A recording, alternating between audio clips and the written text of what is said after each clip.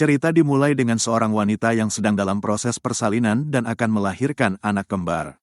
Namun neneknya memperingatkan bahwa fajar hampir tiba dan dia tidak boleh melahirkan dulu. Semua orang yang ada di sana menganggap ini benar-benar gila. Tetapi sang nenek mengatakan bahwa meskipun terdengar mustahil, dia harus menahannya karena anak-anak ini akan menjadi orang yang mengendalikan iblis atau biasa disebut Sugai.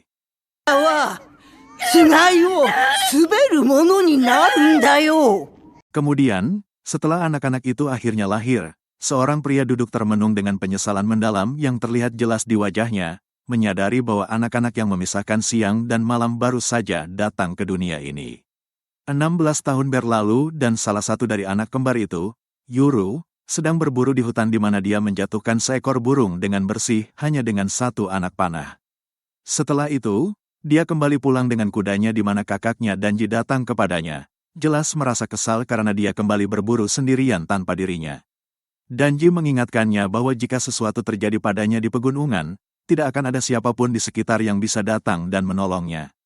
Tetapi Yuru tidak menganggap itu masalah besar karena penjaga ilahi di kiri dan kanannya selalu ada untuk melindunginya. Namun, kekhawatiran Danji hampir langsung hilang ketika dia menyadari bahwa Yuru membawa seekor burung, yang berarti mereka akan memanggangnya untuk makan malam. Saat mereka berjalan kembali ke rumah, para penduduk desa menyapa dan mengakui mereka dengan hangat di sepanjang jalan, yang menunjukkan betapa mereka sangat dicintai oleh semua orang di komunitas tersebut. Ketika mereka sampai di rumah, nenek mereka langsung memanggil Danji untuk membantu memotong kayu bakar. Tetapi Danji sedang tidak ingin melakukan pekerjaan rumah dan langsung berlari secepat mungkin. Yuru kemudian bertanya kepada neneknya tentang Asa dan dia menjawab bahwa dia baik-baik saja dan menjalankan tugasnya dengan baik seperti biasa. Setelah itu, Yuru masuk ke dalam rumah di mana dia menemukan saudara perempuannya Asa duduk di dalam sebuah kurungan dan dia menyambutnya kembali dari berburu. Dari sisi lain kurungan, Yuru menceritakan tentang harinya dan bagaimana dia berhasil menangkap seekor burung, dan Asa benar-benar terkesan dengan hal itu. Tetapi Yuru tidak terlalu puas dengan dirinya sendiri dan mengatakan bahwa dia berharap bisa membawa pulang babi hutan atau rusa. Tahun ini tidak banyak hujan, dan Yuru mulai merasa khawatir tentang hasil panen. Dia berpikir kemungkinan akan ada lebih sedikit makanan tahun ini, jadi dia harus menghabiskan lebih banyak waktu berburu untuk memastikan persediaan makanan mereka tetap cukup. Mendengar hal itu, Asa bertanya apakah orang dewasa di desa akan pergi ke dunia luar untuk mencari pekerjaan. Setelah Yuru mengatakan itu adalah kemungkinan yang nyata, Asa bertanya apakah dia juga akan pergi. Yuru langsung menoleh dan mengatakan bahwa dia tidak akan pergi karena itulah alasan dia melatih dirinya untuk berburu sejak awal. Dia berpikir bahwa jika dia cukup berguna bagi desa, maka tidak akan ada alasan baginya untuk pergi seperti yang lain. Dia mengatakan kepada Asa untuk tidak khawatir karena tidak ada apapun di dunia ini yang akan membuatnya meninggalkan desa ini dan bahwa apapun yang terjadi, dia akan selalu berada di sana bersamanya untuk menjaganya tetap aman. Asa merasa senang dan lega mendengar itu. Saat itu juga, ibu mereka masuk untuk memberitahu Yuru bahwa Dera sudah datang. Dera terlihat sedang berdagang dengan penduduk desa menggunakan barang-barang yang dia bawa dari dunia luar. Ketika para penduduk bertanya bagaimana keadaan di luar, dia mengatakan bahwa kondisi ekonomi sangat buruk dan ada pandemi yang menyebar di dunia luar. Ketika Yuru datang, Dera langsung melemparkan sebuah bola kepadanya, karena dia tahu bahwa Yuru tidak pernah menginginkan apapun untuk dirinya sendiri dan hanya selalu meminta oleh-oleh untuk saudara perempuannya. Yuru mengakui hal itu benar dan pergi untuk menukar bulu burung yang dia bawa sebelumnya. Setelah Dera pergi, Yuru dan Danji mulai bekerja di ladang. Saat mereka bekerja, Danji mulai berbicara tentang betapa dia ingin meninggalkan desa ini dan pergi ke dunia luar. Dia berpikir dunia luar pasti sangat istimewa karena orang-orang yang pergi ke sana cenderung tidak pernah kembali.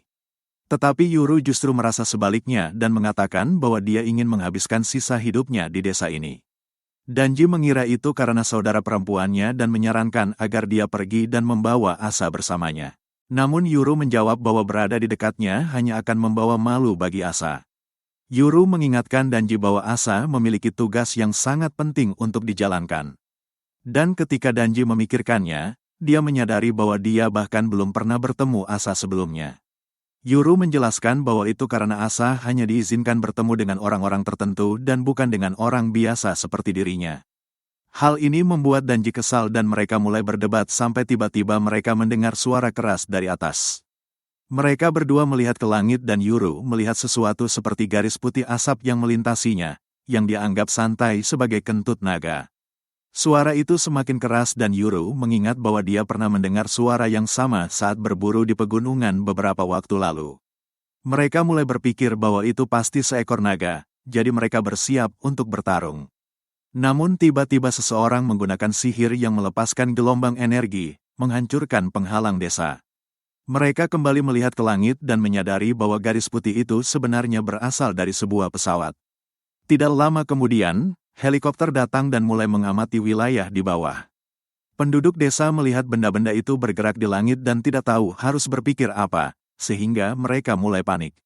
Pasukan berseragam militer kemudian turun dan mulai menebas dan menembak setiap penduduk desa yang mereka temui tanpa ragu. Bahkan Dera, yang saat itu sedang dalam perjalanan keluar desa, terkena tembakan dari belakang. Penduduk desa yang masih terkejut kemudian berlari ke Nenek Yamaha dan menuntut jawaban. Dia mengatakan bahwa penghalang mereka telah ditembus dan dia percaya target mereka kemungkinan besar adalah Yuru. Dia menyuruh mereka mencari Yuru secepat mungkin dan menyembunyikannya di tempat yang aman. Begitu mendengar itu, mereka langsung berlari mencarinya. Sementara itu, Yuru dan Danji tiba di alun-alun desa dan menemukan tempat itu dipenuhi mayat. Setelah melihatnya sejenak, mereka langsung berlari pulang, berharap keluarga mereka masih hidup.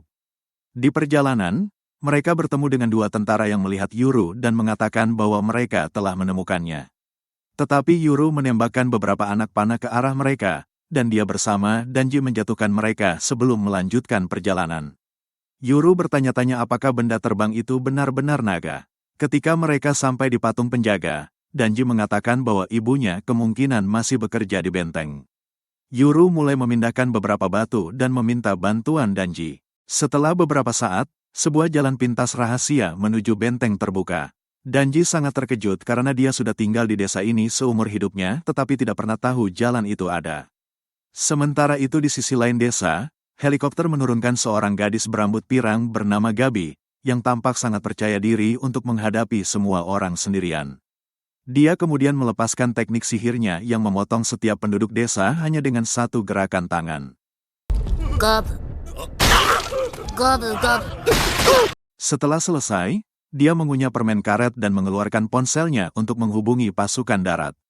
Namun dia tidak mendapatkan jawaban karena ternyata Dera belum mati dan berhasil menghabisi seluruh pasukan sendirian. Dia menghubungi Hana dan mengatakan bahwa mereka harus mengubah titik pertemuan karena dia yakin Asa telah muncul. Sementara itu, di tempat Asa dikurung, seorang gadis masuk sambil menyeret Nenek Yuru. Dia melihat Asa di dalam kurungan dan merasa jijik, menyebutnya sebagai lelucon yang menjijikkan.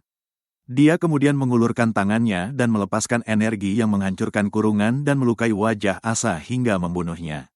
Yuru masuk ke dalam dan bertanya apakah Asa baik-baik saja. Gadis itu tersenyum dan memanggil Yuru sebagai saudaranya.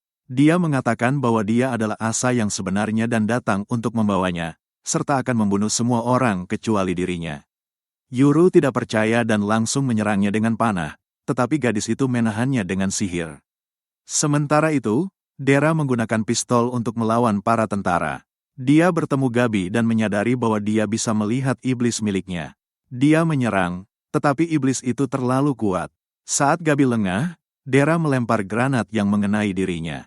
Di sisi lain, bola yang diberikan Dera kepada Yuru menyentuh darah Asa dan berubah menjadi iblis yang menahan gadis tersebut. Nenek Yuru kemudian berteriak kepada Dera untuk membawa Yuru pergi ke dunia luar dan memastikan mereka tidak akan menemukannya. Dera segera membawa Yuru pergi. Saat melarikan diri, mereka diserang lagi. Dera memberi Yuru sebuah kalung dan menyuruhnya meletakkannya di antara patung penjaga. Yuru melakukannya, dan darahnya menyentuh kalung tersebut. Tiba-tiba, cahaya terang muncul. Dua makhluk emas muncul di langit dan menghancurkan helikopter dalam sekejap. Dera dan Yuru berhasil melarikan diri. Gabi melihat semua itu dengan marah karena dia tidak bisa kembali, tetapi dia menyadari bahwa seseorang telah memanggil iblis. Di langit, dua makhluk itu berdiri dan menyadari bahwa tuan mereka adalah seorang anak. Namun mereka tetap akan mematuhinya tanpa ragu. Dera kemudian berkata kepada Yuru, bahwa mereka adalah iblis atau si Gui miliknya.